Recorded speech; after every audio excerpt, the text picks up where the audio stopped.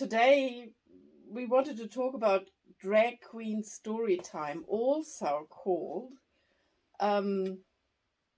rainbow story time. My name is Sabine.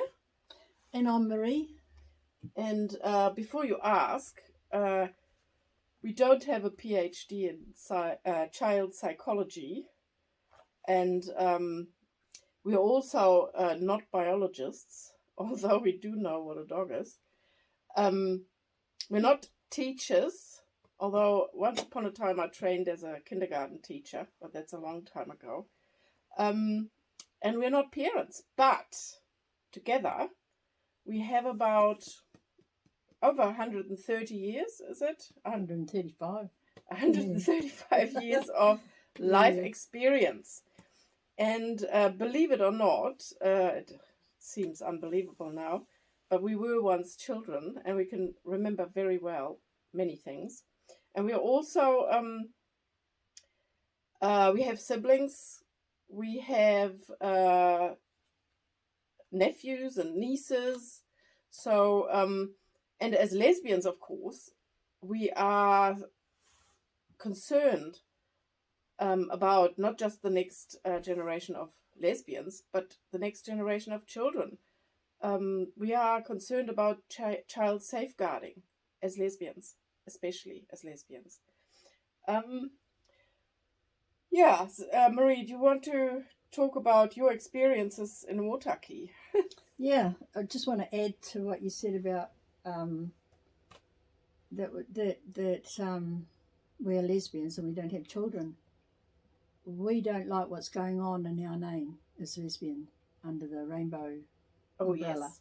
We're Good point. very opposed to the rainbow mafia, and we're disconnected from it. Okay, I wanted to talk about going to a drag queen story time in Otaki about a year or so ago with the same couple of people who are doing the drag queen story time around New Zealand. And it's... What was their names? Coco and Erica, I think. Yeah. And so they've been doing it now for a wee while. I wanted to go and check out what they're doing. And it's all very well to go and screaming in and try to stop it and everything, but all you do is scare the kids. And because we don't have any children there or nieces or nephews, we can't drag them out. We have to do another approach, and I really want to know what they're doing and what they're saying. So there was the one I went to, they have a morning session and an afternoon session. In the morning session, I attended with other women. It was a protest outside about the story time, and we got a bit of pushback from that.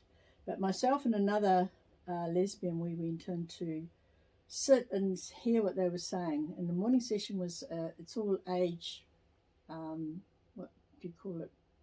They have an age group for each one. Or yeah, when the morning one was for the toddlers. schools. You know, like preschool and a bit older. And the afternoon was to be a venue for 12 plus. And it had an extra caveat there. It said that it was going to contain adult material. So for 12-year-olds, 12 plus year olds, you're getting into your low teens, which they're calling adults. So anyway, so I went to the morning one, and it's quite interesting because they are using the books to tell a story in the toddler form of accepting things that are a bit different. And it's all the thing of grooming the kid to seeing something that's a bit different and having to be kind. The words kindness are used, and when somebody is really different comes up to you, be kind to them and be accepting of them, because you'll learn about it more. So I thought that was interesting, and they use glamour, they use soap bubbles, they use music and colour and all the things little kiddies like. They don't have lollies like they had in the old days. And I find it a bit odd because there's two of them. One is clearly female, and she calls herself drag queen. So she's calling herself a drag queen, and she has just got a puffed up hairstyle or wig, lots of makeup, and kids can clearly see that she's female. Mm-hmm. And she comes on first and tells a little story, and then there's big fanfare, and then he comes on. So she smooths the way for him. Yeah. Oh, very clever. He doesn't come in first. Yeah. She does. But he's the main attraction, you can Yes. tell. Because he obviously is male, and he is in full dress, petticoats, that sort of thing. Big lips, probably. He's huge. He's like the wolf coming in with the big teeth and the big mouth and the everything in. And lots of makeup and a wig again. And then we have all the laughter and fun. It's all fun. And there's the two sitting back and sort of, looking like Granny out of the punch. And they get them up dancing. And what they do is they have the all the music from all the Kiddies movies. And so, like the Mermaid. Kiddies, you mean Frozen and movies, and they have the themes from them, the singing and that comes from them. So all these little kids know these movies and they know the songs, and they all start dancing and singing. I never knew a word, but that was. Oh, and the other thing that happened too, when we sat down, one of the librarians came and sat right close to us. Mm-hmm. Probably on the alert in case we were going to do anything untoward. So that was, as I said, I wanted to see what they were doing. I didn't mention that beforehand outside when different ones were obviously going into work to the library, we got a very covert sort of thumbs up that was secretly done as she walked past. Oh, from the library. One of the librarians. Librarians. I never get that word right. And it's like, too scared to do it like that. It was way down here. Mm-hmm. So not all was happy, I'd say, in the library, or it might be different now. That was the morning session. The afternoon session, I'll say a bit more about the morning session and about instinct. Yes. Because there's a woman called Amy Souza who's got a lot of stuff on YouTube, small short videos talking about the instinct of children, and it goes into adulthood, of course, and boundaries, how we have the boundaries in society to give it a clear indication of how close somebody should come to us, and when they get too close, it's like, oh, step back a bit when you don't know them. And the instinct all kids have when they're born, and apparently mammals have, that when there's something, when they're really little, they can't form a lot of protection for themselves in their brain because they haven't developed enough and they haven't learned enough. But they have this instinct when there's something a bit weird, creepy, they don't like it, so they're going to run back to mum or whoever's safe. Or start crying. Like getting put on Santa Claus's knee, and there's a big hairy thing that they had to sit on. And it's not, if the adult takes it personally, well, it's pretty pathetic, but that's there for a reason. When they get older, they can negotiate what's really happening and say to themselves, that's poor old so-and-so who's down the road and all crippled up and can't walk properly. A little kid might think, that's a bit creepy. But when they get older, they realise he's just riddled with arthritis or he's sick and he's perfectly fine, he's harmless. So they learn that as they grow older. But when they're little, this instinct is really crucial for them. And that's why I believe that the aim of the drag queen story time is to break that instinct in the kids. And not to forget, they are dragged along by their parents, whose instincts are probably gone by the time they drag their children to something like that. I'm not sure whether they realize what they're doing is breaking the boundaries and actually violating child safeguarding by putting them in situations where they might feel uncomfortable seeing this weirdo guy in a dress with huge red lips and a huge blonde wig. And they might be scared, and Mummy says, no, there's nothing to be scared about. This is all fun. And that is dangerous. Well, it makes you wonder how much is it for the kid or the mother. And then we go into the other whole area of why they're doing this to their kids. Okay, yeah, but that's a different story. Yeah, exactly. It is related. Yeah. So this was clearly happening early in their age, where they're preschool for this morning's session. So there's a big break through the day. Have to hang around until the afternoon session. Hang on. I just want to go back a little bit. The child safeguarding that we had. Oh yeah. I just wanted to remind everybody that we are of a generation. I'm 50s, you're 60s. 1950s. Childhood, 1960s childhood, and we had a type of education about this. We had safeguards. How was that for you? Well, at the back of my one of the house, well, the main house that I grew up in, at the back of it was a park. It was only the size of a football field, and driveway around it with lovely chestnut trees that I spent most of my time up, sitting up the top. And there was a small area of garden area, and then there was the playground for the kids, the seesaw, swing, and those roundabout things that you jumped on. And on the far end of the football field was the public toilets. They were just dank concrete block things, no lights. That they were just, you didn't go there after a certain time of the day. And that's where Dirty Dick hung out. Now, I don't know how I learnt the name Dirty Dick. It certainly wasn't from my parents, probably because I had older siblings, older brothers. I would have learned it from them or somebody. And Dirty Dick hung around, not all the time, probably had days off, but if he got too close to where the kids were playing, this is where the older boys came in, or the older siblings, because he got chased away. Yeah, I had a similar experience with, I don't know, we didn't call them Dirty Dick. I'm from Germany, so I can't remember whether we had... More polite. Yeah, possibly more polite, I don't know. But I think that is when I learned the word exhibitionist. Yeah. My mum actually, she warned us.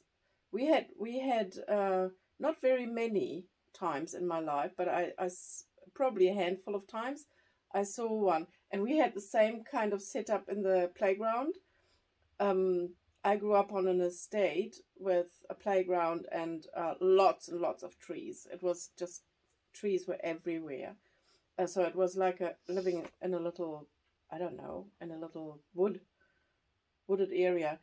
And the Dirty Dicks came from behind, it wasn't a toilet block. There was the relay station for the power for the whole estate was in there. And he always came from behind there. And the older boys, if they were around, they would throw rocks. Yeah. So when I say Dirty Dick, he was also a flasher. Was this that's what I mean. That's what I mean. So he had a coat on, and underneath he was naked. Yeah. Stark naked. Was naked. Oh. Ghastly. It's so cold in Germany too. No, they didn't turn up in winter. It was summer. A summertime thing. Mm. Yeah, so the Dirty Dick, we were all aware of it, and of course I didn't tell my parents because I knew it would be me that would be banned from going to the park. Now in those days they did pick up the flashers. They would get arrested, but they had to get caught, by somebody. And often they didn't believe kids anyway, so because we were, the brats. But the thing is that that was a safety for us. So obviously it was safer for me when I was out and about with my brothers, and then they got rid of me when they got to their teenage years. but it gave me time to negotiate and feel safe about certain things. Predators. Yeah, or to look out for them. Yeah. To be able to see who they were, and what who they were and how dangerous they were, and that's all gone now, because nowadays if kids went up to say somebody who was a bit weird like that, and definitely a flasher or somebody who's not quite right, try to chase them away, they'd be the ones that would be pulled in. Because the whole thing with this drag queen storytime thing is to be kind to the queer.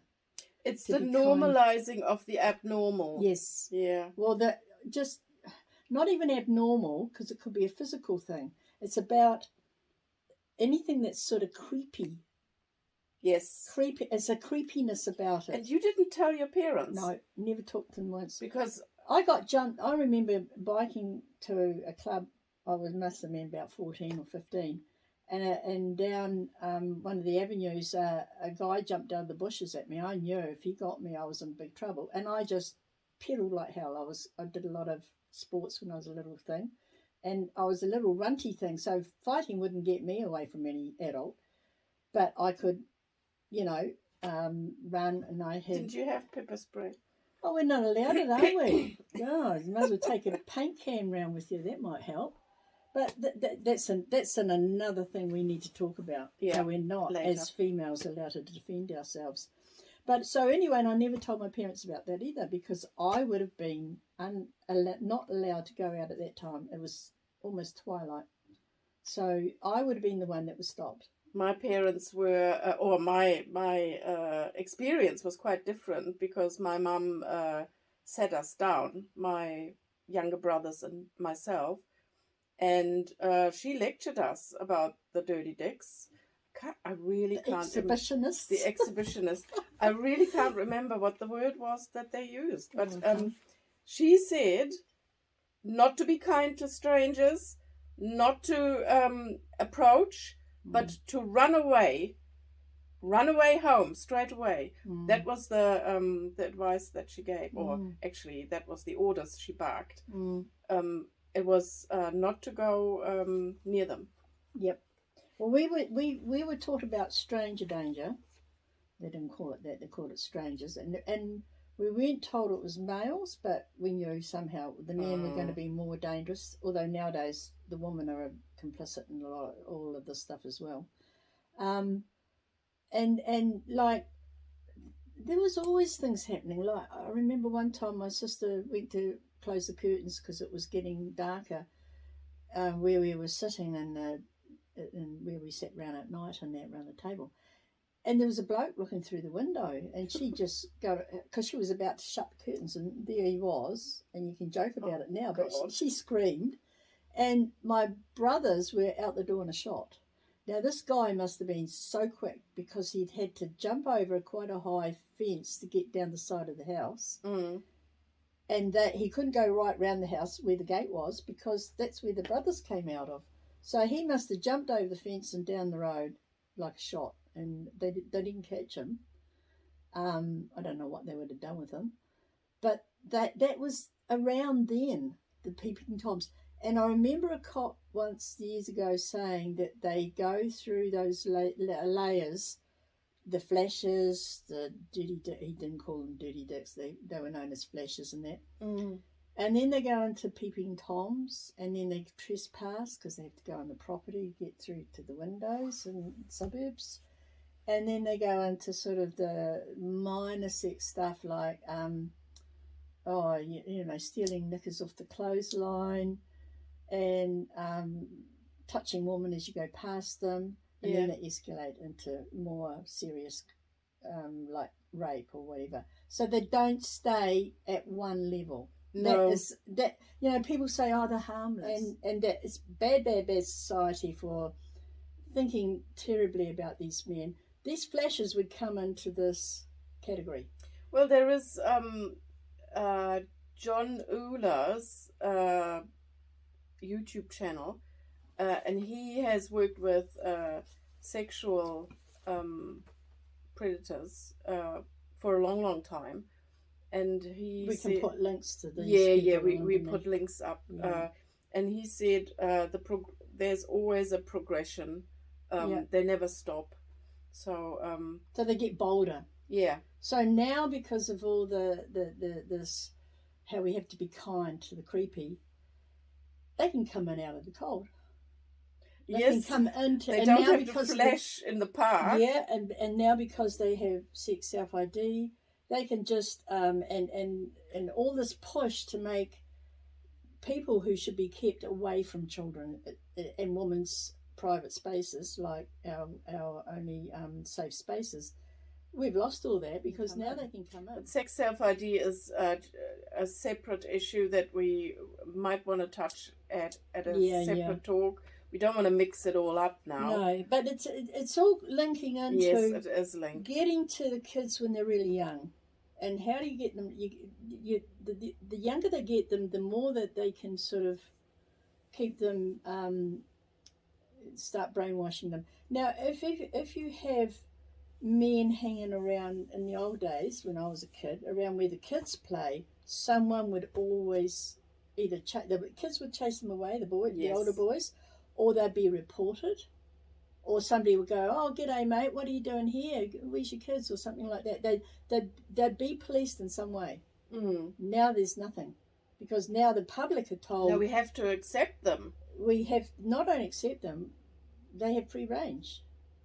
And this is a safeguard that is really, really dangerous, that it leaves a loophole for these predators to get in.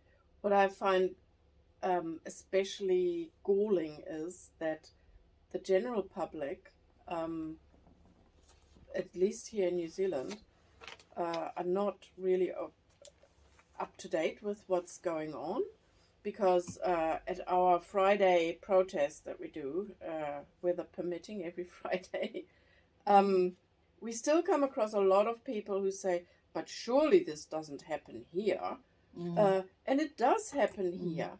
It does happen in our little town of Fielding, where we go protesting.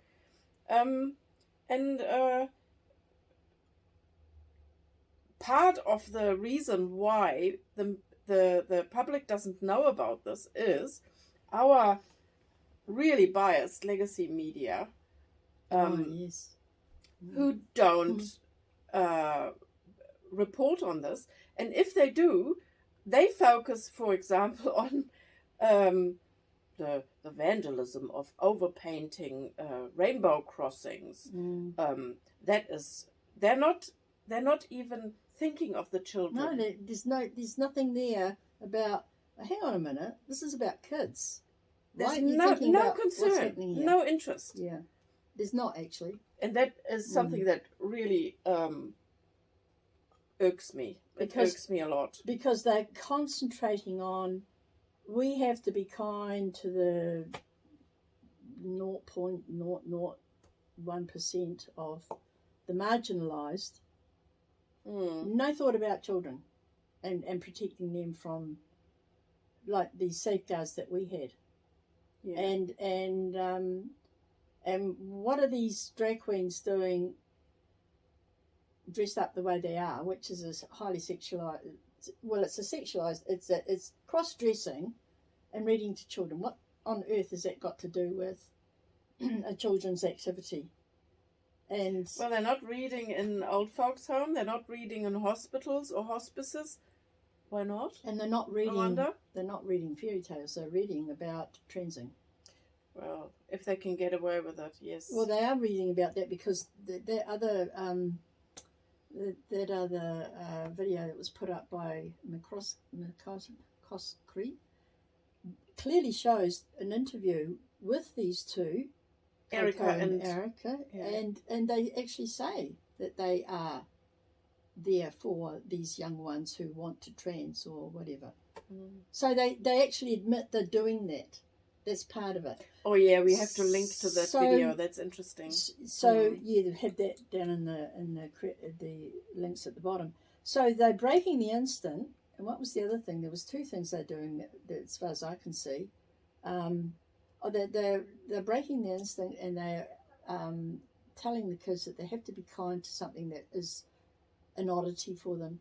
So they're doing that cognitive dissonance in their brain. That this creepy thing here, but I'm told I have to be nice to it. So that's really dangerous for children. And it's yeah. What else were we going to say about them? Oh, so then going back to Otaki. Yeah. Then we tell us about that. Then we got to the afternoon session, and me and another different woman went in.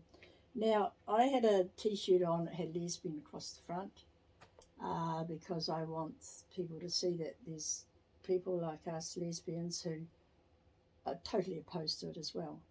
And totally opposed to the Rainbow Mafia. Yep.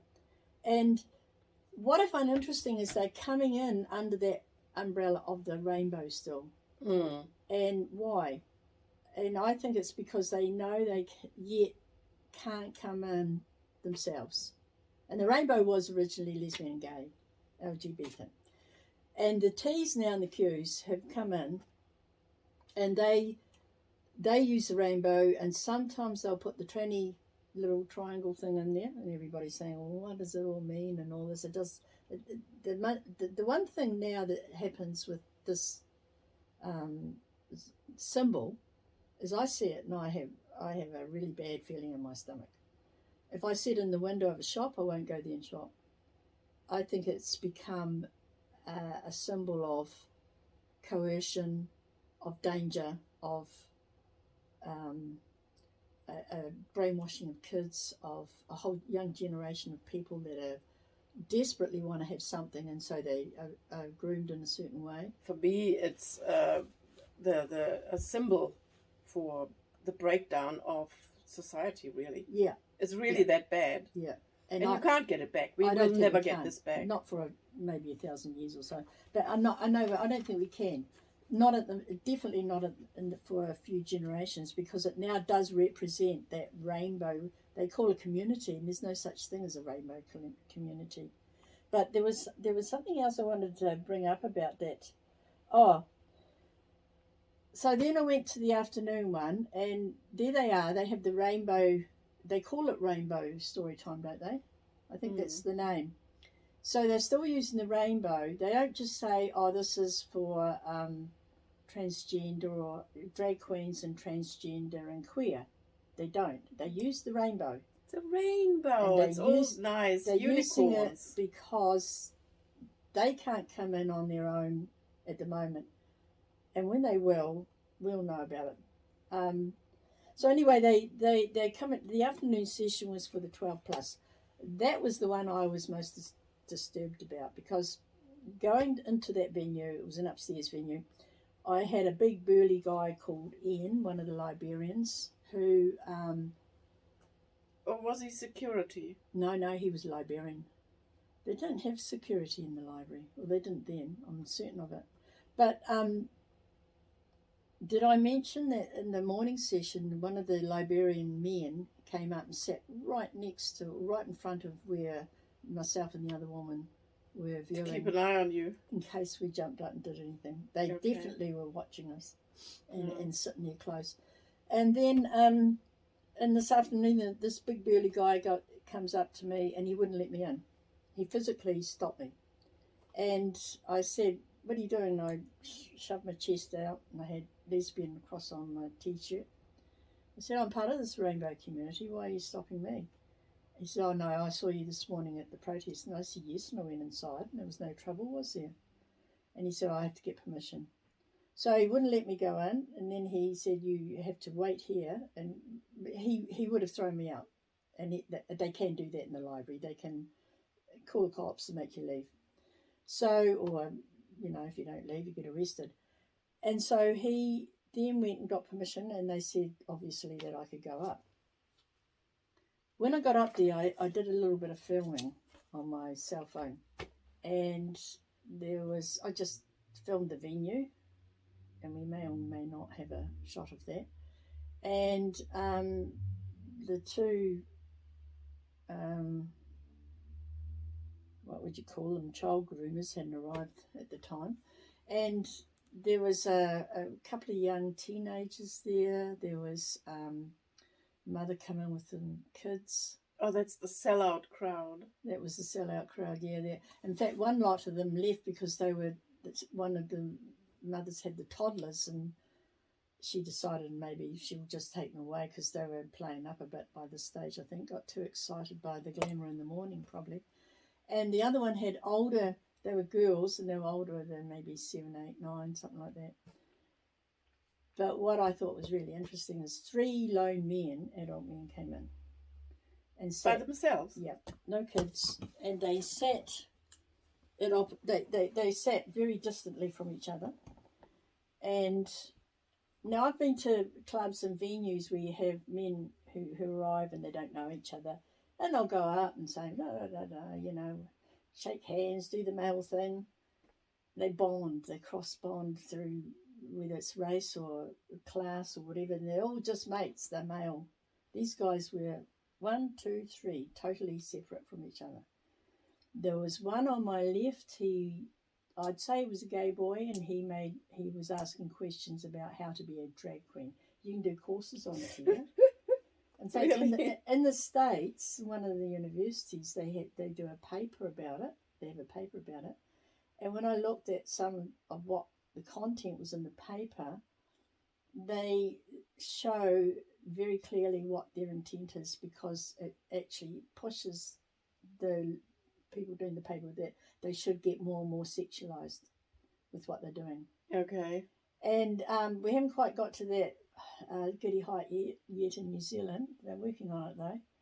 And so there was this young lad obviously wanting to learn how to be a drag queen. And they'll be doing it at UCall soon. I wouldn't be surprised. I wouldn't be surprised. Or maybe the university. Anyway, and then there was a silent guy behind me. He was in his 30s. I saw him sit down, didn't hear a peep out of him. And then there was another guy come in, and he would be in his 50s. And 50s, early 60s, maybe late 50s. Grey hair anyway. He was masked because it was around COVID time, or one of the times. So we don't need to blur out his face. No, we can show him. And he sat in front of me at first, and he obviously wasn't getting a good view there, because the teenage ones, the young 12, 13-year-olds, were sitting to my left and can't see them like that. And so he went and moved to the opposite end. It was directly opposite me, and he had a clear view of the show, the teenagers, and the little kids. Yeah. And I thought, whoa, big burly end didn't turn up to talk to him or any of the guys. Why are you fellas doing here? And I just had a real creepy feeling. Why are these guys here? Because in my day, if you had men like that hanging around the children's playground and just sitting watching, there was always someone would turn up, or someone would call a cop, or maybe they'd turn on them and the kids would throw stones at them.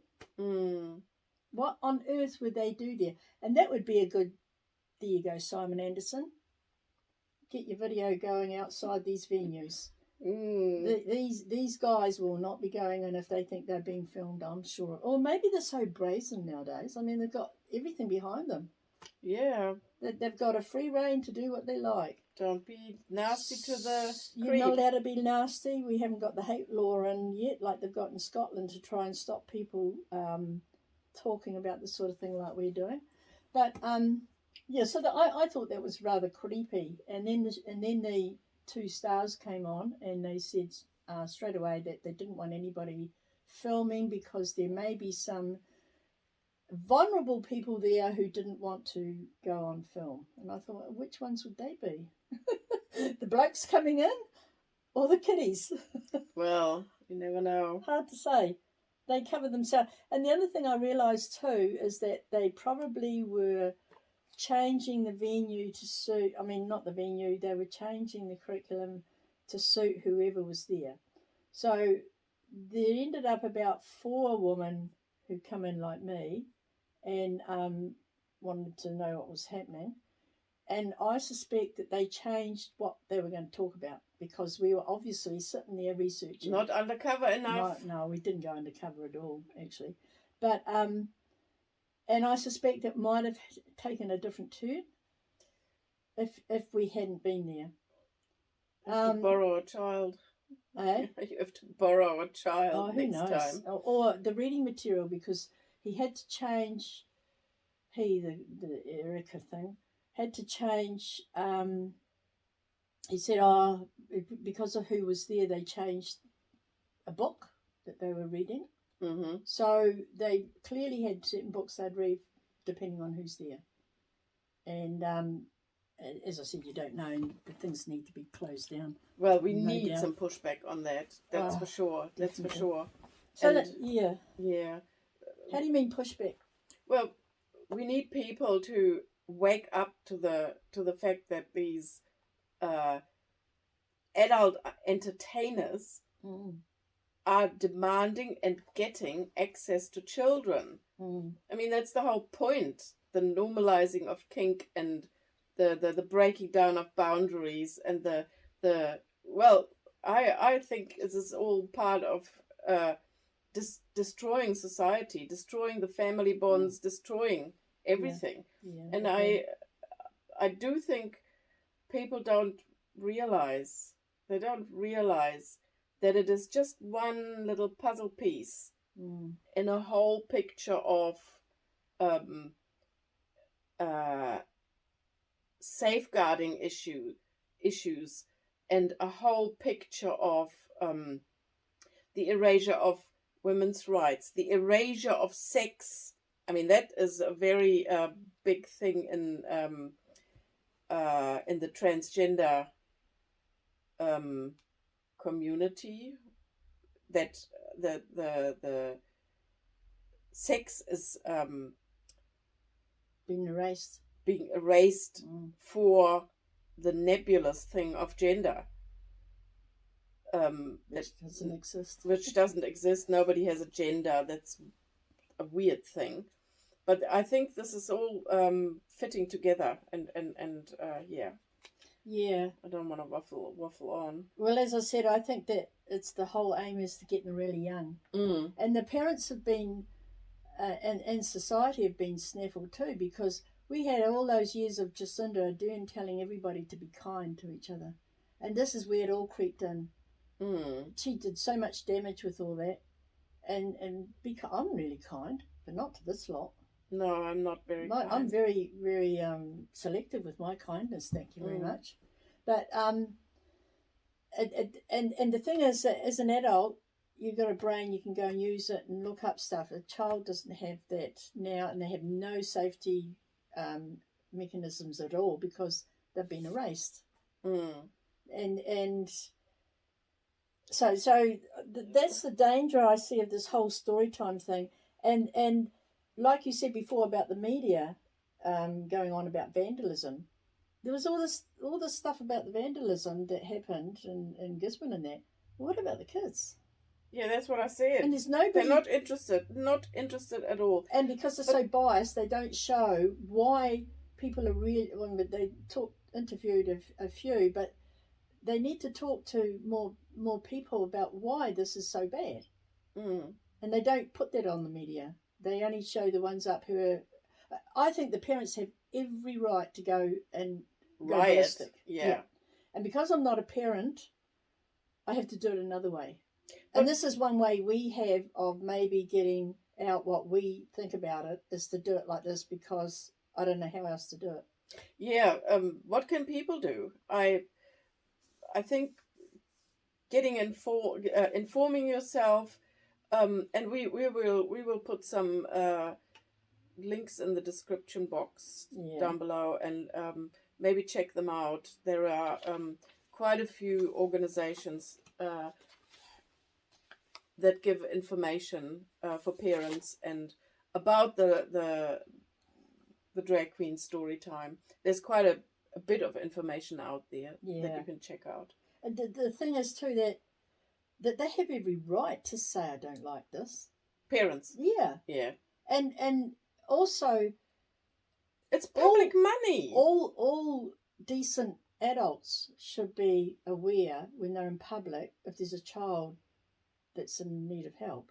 You don't have children. You don't have to have children to know. And, no. and I've seen a few things that came on YouTube where they had actors and their kids were actors as well.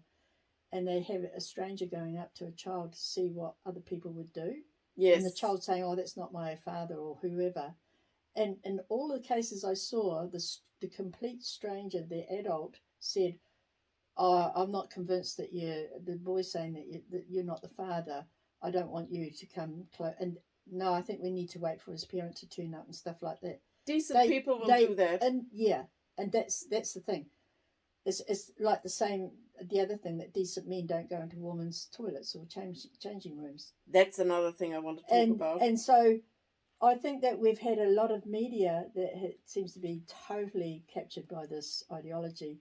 They are steering people's thoughts a certain way, and it's so biased and so dangerous. And the parents have every right to be angry, and I think that when they downplay that on the media, they're trying to break the right of the parent by doing that, I think. Yeah. Because the main thing should be to protect the child. And if they're angry, stop going on about painting on concrete. We're talking about child safety here. And every parent has the right to and should go ballistic. Yeah, but child safety and safeguarding and boundaries are not very high on the favorites list at the moment.